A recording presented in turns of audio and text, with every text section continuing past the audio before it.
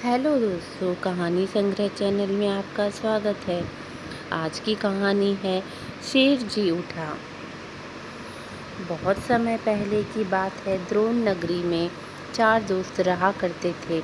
उन चारों में से 3 ब्राह्मण कई तरह की विद्याओं में निपुण थे, जबकि चौथे के पास किसी तरह की विद्या नहीं थी, लेकिन वह बहुत बुद्धिमान था।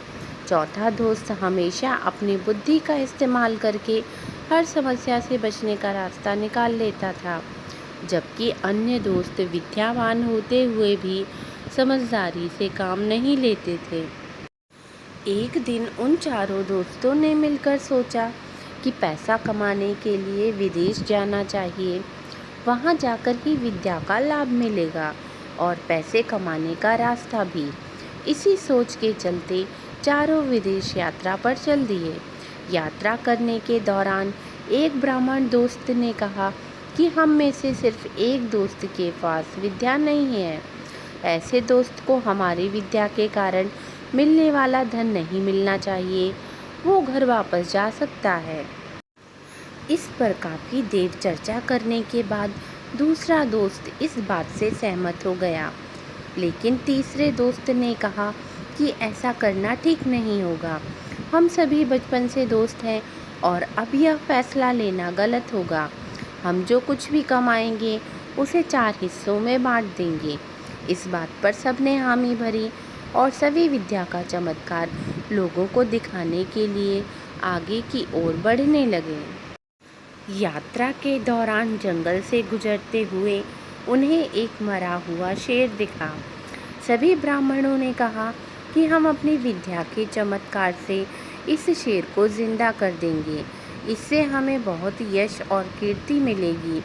तीनों ब्राह्मण दोस्त उसे जिंदा करने में लग गए, लेकिन चौथे बुद्धिमान दोस्त ने उन्हें ऐसा करने से मना किया।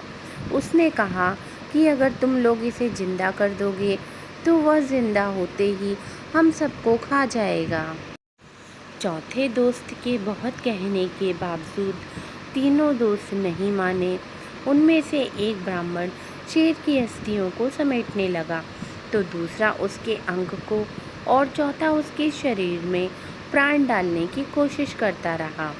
तीनों को अपनी अपनी विद्या का इस्तेमाल करते देख चौथा दोस्त डर गया।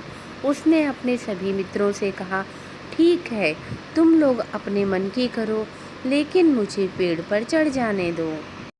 इतना कहकर चौथा दोस्त झट से पेड़ पर चढ़ गया।